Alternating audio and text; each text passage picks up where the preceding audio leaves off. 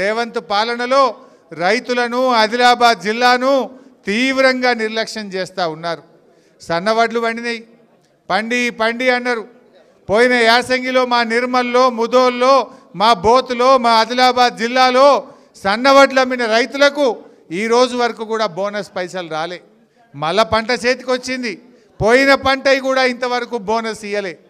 రేవంత్ రెడ్డిది ఎట్లుందంటే అంతా ఆగమాగం, సగం సగం. ఎందుకు ఈ మాట అంటున్నా? రుణమాఫీ చేసిండు. ఎంతమందికి అయిందే ఊళ్ళే? సగం మందికి రుణమాఫీ అయింది, సగం మందికి కాలేదు. రేవంత్ రెడ్డి వచ్చినాక 4 పంటలు వచ్చినాయి. 2 పంటలకు రైతు బంధు ఇచ్చిండు, 2 పంటలకు ఎగ్గొట్టిండు.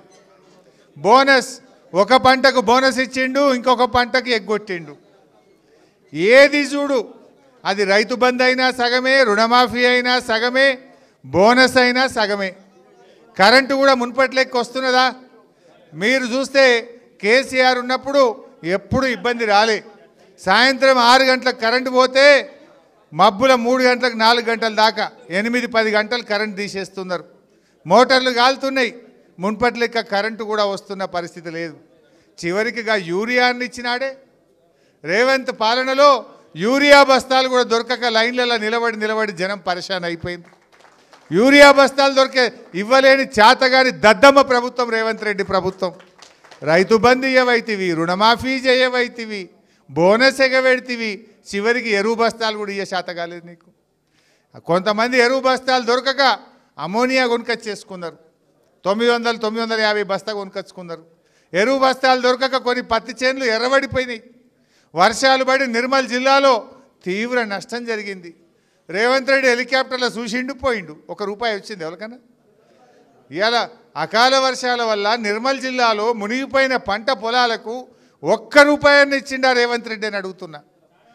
ఒక చారణ కూడా ఇవ్వలేదని మా రైతు చెప్తున్నాడు. ₹1 ఇయ్యలే.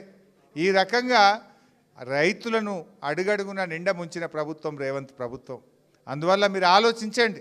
రైతులకు ఎప్పటికైనా కేసీఆర్, బీఆర్ఎస్ పార్టీ శ్రీరామ రక్ష.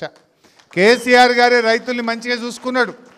ఇవాళ రేవంత్ కథ ఎట్లున్నదో మీరు చూస్తలేరా? మంత్రులేదు అనుకుంటున్నారు రోజు. ఏ పేపర్ అన్నా చూడు, ఈనాడు పేపర్ తీస్తే లోపల కుమ్ములాట్లని రాసినాయి. ఆంధ్రజ్యోతి చూస్తే ఆర్కే కాలంలో ఫుల్ పేజీ రాసినారు. ఎట్టెట్లా దన్నుకున్నారు, ఏమేమి దన్నుకున్నారు. కొంతమంది మంత్రులు ఆడోళ్ళని ఇళ్ళకి పిలుచుకుంటున్నారు, మహిళా ఆఫీసర్లను. ఇంత దుర్మార్గంగా ఇవాళ పేపర్లు పుంఖానుపుంఖలుగా పేపర్లు రాస్తూ ఉన్నాయి. టీవీ ఛానల్ పెడితే ఈ మంత్రి ఆ మంత్రిని తిట్టుడు, ఆ మంత్రి ఈ మంత్రిని తిట్టుడు, ముఖ్యమంత్రి ఒక మంత్రి తిట్టుడు, ఆ మంత్రిని ముఖ్యమంత్రి తిట్టుడు.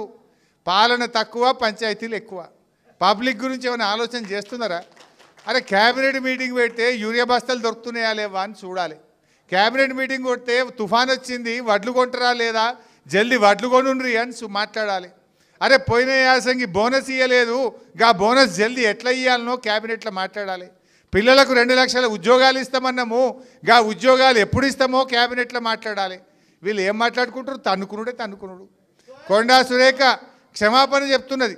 కొండా సురేఖ తిట్టినందుకు క్షమాపణ చెప్పుకునేటువంటి పరిస్థితి క్యాబినెట్ మీటింగ్ ఎజెండాలు.